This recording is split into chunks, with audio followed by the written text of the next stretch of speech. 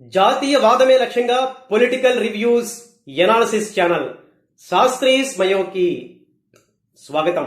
నా వీడియో నచ్చినట్లయితే లైక్ చేయండి, అలాగే నా ఛానల్ని తప్పనిసరిగా సబ్స్క్రైబ్ చేసుకుని సపోర్ట్ చేయండి. బెంగాలీ బెబ్బులి బీజేపీ ఆ 4 అంశాల దెబ్బతో మమతక్క ఓటమితో విలవిల. 15 సంవత్సరాల మమతా బెనర్జీ అధికారానికి ఈరోజు బెంగాలీలు ఎండ్ కార్డ్ వేశారు. ఇప్పటి వరకు అంటే 5 గంటల వరకు వస్తున్న సమాచారం ప్రకారం భారతీయ జనతా పార్టీ 293 స్థానాలకి కౌంటింగ్ జరుగుతుంటే సుమారుగా 190 నుంచి 200 వరకు గెలుచుకోబోతోంది, అధికారాన్ని సాధించబోతోంది. ఇక టీఎంసీ మమతా బెనర్జీ అయితే కేవలం 90 నుంచి 100 సీట్ల లోపే పరిమితం కాబోతోంది. ఆ 90 సీట్లు కూడా మైనారిటీ ముస్లింల వల్లే టీఎంసీ గెలుచుకుంటుంది. సో ఈ రకంగా భారతీయ జనతా పార్టీ ఘన విజయానికి 200 స్థానాలను గెలుచుకోవడానికి మమతా బెనర్జీ 100 లోపే పరిమితం కావడానికి ముఖ్యంగా 4 కారణాలు ప్రభావం చూపుతున్నాయి. ఆ 4 కారణాలు ఏంటో ఇప్పుడు మనం చూద్దాం వన్ బై వన్. మొదటి కారణం, బీజేపీని అధికారంలోకి తీసుకొస్తున్న మొదటి కారణం హిందూ జాతీయవాదం. బెంగాలీ ప్రజలు జై శ్రీరామ్ అంటూ హిందూ జాతీయవాదానికి ఓటేశారు. శ్యాంప్రసాద్ ముఖర్జీ కలల్ని బెంగాలీలు ఈరోజు నెరవేరుస్తున్నారు. అందుగురించే బీజేపీకి ఈ ఘన విజయాన్ని అందిస్తున్నారు. మమతా బెనర్జీ బెంగాలీ సెంటిమెంట్ని పక్కన పెట్టి బెంగాలీలు బీజేపీకి జై కొట్టారు. అసలు ఈ బెంగాలీ సెంటిమెంట్తోనే బీజేపీని బెంగాల్లోకి రాకుండా అడ్డుకోవాలని మమతా బెనర్జీ అనేక విన్యాసాలు చేశారు. బీజేపీ అధికారంలోకి వస్తే మిమ్మల్ని చేపలు మాంసం తినివ్వదు, అసలు భారతీయ జనతా పార్టీకి బెంగాలీ సంస్కృతి సాంప్రదాయాలు ఆహారపు అలవాట్లు అసలు తెలియదు, అది north Indian party Hindi party అంటూ తన బెంగాలీ సెంటిమెంట్తో బీజేపీని ఎదుర్కోవాలని మమతా బెనర్జీ ట్రిక్లేస్తే ఆ ట్రిక్లన్నింటినీ పక్కన పెట్టి బెంగాలీ ప్రజలు తమ హిందూ ఓట్ కన్సాలిడేషన్తో మమతా బెనర్జీకి దిమ్మ తిరిగేలా బొమ్మ కనిపించేలా ఓటేశారు.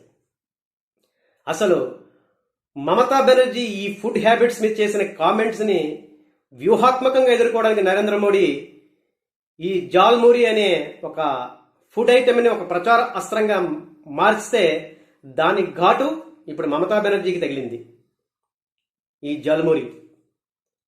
సో బెంగాలీ సెంటిమెంట్ని మమతా బెనర్జీ తన ఆయుధంగా బీజేపీ మీద ఎక్కుపెడితే బీజేపీ హిందూ జాతీయవాదంతో దాన్ని న్యూట్రల్ చేసి అధికారాన్ని సాధించింది.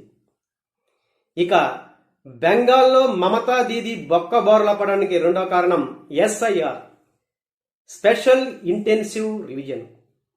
ఈ ఎస్ఐఆర్ మమతా బెనర్జీకి ఒక సెట్ బ్యాక్ గా అవుతోంది. మమతా బెనర్జీని ఇంటికి పంపించడానికి ఇది ప్రధాన కారణంగా అవుతోందని ఎన్నో వీడియోల్లో నేను చెప్పాను. ఇప్పుడు అదే నిజమైంది. ఈ ఎస్ఐఆర్ ద్వారా ఈ బంగ్లాదేశ్ నుంచి వచ్చిన చొరబాటుదారుల దొంగ ఓట్లన్నీ ఇప్పుడు మమతా బెనర్జీకి పడలేదు. సో దాంతో చాలా సీట్లలో మమతా బెనర్జీ గణనీయంగా ఓట్లని కోల్పోయింది. దీంతో భారతీయ జనతా పార్టీ విజయం నల్లేరు మీద బండిలా సాగిపోతుంది.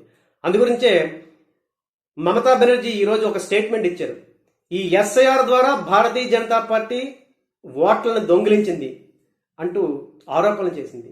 ఇంతకాలం దొంగ ఓట్లతో గెలిస్తే ఎస్ఐఆర్ ప్రక్రియ ద్వారా ఎలక్షన్ కమిషన్ మొట్టికాయ కొడితే ఇప్పుడు దిమ్మ తిరిగి బొమ్మ కనపడింది మమతా బెనర్జీకి. సో ఈ ఎస్ఐఆర్ కీలకంగా భారతీయ జనతా పార్టీ విజయానికి కారణం, మమతా బెనర్జీ ఓటమికి కారణంగా అయింది.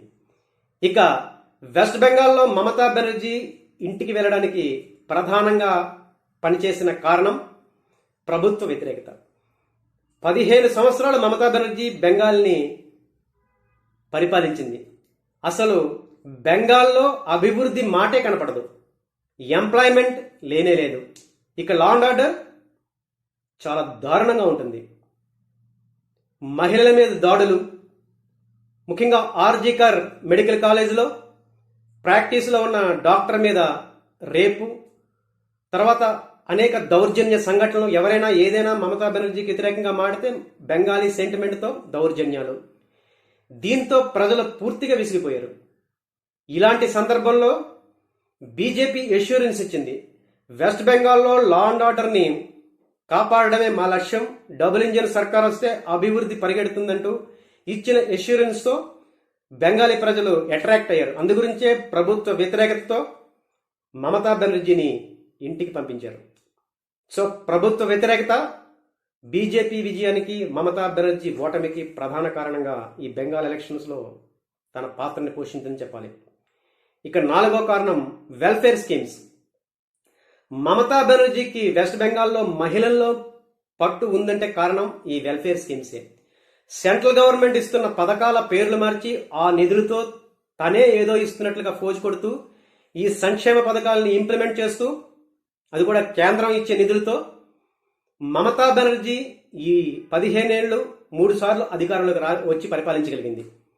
ముఖ్యంగా లక్ష్మీ భాండార్ అనే ఒక పథకం మమతా బెనర్జీ గెలుపుకి ఒక గేమ్ చేంజర్గా ఉంది. అయితే భారతీయ జనతా పార్టీ సహజంగానే వెల్ఫేర్ స్కీమ్స్ని అంతగా ఎక్కువగా ఇంట్రెస్ట్ చూపించదు. కానీ తప్పని పరిస్థితుల్లో మమతా బెనర్జీని కౌంటర్ చేయడానికి భారతీయ జనతా పార్టీ కూడా వెస్ట్ బెంగాల్లో వెల్ఫేర్ స్కీమ్స్ని ప్రకటించింది తన మేనిఫెస్టోలో. ముఖ్యంగా బీజేపీ అధికారంలోకి వస్తే ప్రతి మహిళకి నెలకి 3,000 రూపాయలు, అంటే ప్రతి ఇంటికి ఒక మహిళకి నెలకి 3,000 రూపాయలు ఇస్తానని హామీ ఇవ్వడం, అంతేకాకుండా 33% రిజర్వేషన్స్ స్టేట్ గవర్నమెంట్ జాబ్స్లో మహిళలకి ఇస్తానని ప్రకటించడం, అలాగే పీఎం కిసాన్ పథకం కింద 9,000 ప్రకటించడం, ఫ్రీ బస్ ఫెసిలిటీ మహిళలకి, ఇలాంటి అనేక సంక్షేమ పథకాలని ప్రకటించడం ద్వారా BJP Mamata Banerjee welfare scheme కార్డ్ని అడ్డుకోగలిగింది. సో ఇది కూడా భారతీయ జనతా పార్టీ బెంగాల్లో విజయానికి ఒక కారణంగా మారింది. కర్ణుడి చావుకి 1,00,000 కారణాలు అన్నట్లు మమతా బెనర్జీకి ఈ 4 ప్రధాన కారణాలు కాదు, ఇంకా అనేక కారణాలు ఉన్నాయి. ముఖ్యంగా మమతా బెనర్జీ అహంకారం, గూండాయిజం, అభివృద్ధిని లేకుండా వెస్ట్ బెంగాల్ని గాలి వదిలేయడం. అసలు వెస్ట్ బెంగాల్లో ముఖ్యంగా కోల్కతాలో మెట్రో రైల్ ప్రాజెక్ట్ని ఇంప్లిమెంట్ చేస్తానికి కేంద్రం ముందుకొస్తే, నిధులు ఇస్తానని ముందుకొస్తే మమతా బెనర్జీ రిజెక్ట్ చేశారు ఆ ప్రపోజల్ని. అభివృద్ధి జరగకూడదు, కేవలం తను వేసే మెతుకులనే బెంగాలీ ప్రజలు కలకద్దుకుని తినాలి అనే ఒక అహంకారంతో మమతా బెనర్జీ ప్రవర్తించడం వల్ల ఈరోజు మమతక్క ఓటమిని చూసింది. కమ్యూనిస్టులు అరాచకం నుంచి మమతా బెనర్జీ ఏదో చేస్తుంది 2011లో అధికారం ఇస్తే మమతా బెనర్జీ కూడా కమ్యూనిస్టులకి తాతగా మారి రాష్ట్రాన్ని ఒకప్పుడు 3వ స్థానంలో అభివృద్ధిలో ఉన్న రాష్ట్రాన్ని ఇప్పుడు ఎక్కడో 20 స్థానానికి గెంటేసింది మమతా బెనర్జీ. సో ఇంతకాలం మైనారిటీ ఓటు బ్యాంకుతో, చొరబాటుదారుల ఓట్లతో అధికారం చలాయించిన మమతక్కకి బెంగాలీ ప్రజలు జై శ్రీరామ్ అంటూ హిందూ జాతీయవాదంతో చెంపదెబ్బలాంటి తీర్పుని ఇచ్చారు. ఇదే బెంగాలీల హిందూ జాతీయవాదం తీర్పు దెబ్బ. సో ఈరోజు ఈ వీడియోలో నేను ఎక్స్ప్రెస్ చేసిన అంశాలు ముఖ్యంగా హిందూ జాతీయవాదం, హిందూ కన్సోలిడేషన్, వెస్ట్ బెంగాల్ ప్రజల్ని, బెంగాలీ సెంటిమెంట్ని పక్కన పెట్టి ఏ రకంగా బీజేపీ గెలుపుకు కారణమైందో మీ అభిప్రాయాలు కూడా కామెంట్స్లో తప్పనిసరిగా తెలియజేయండి.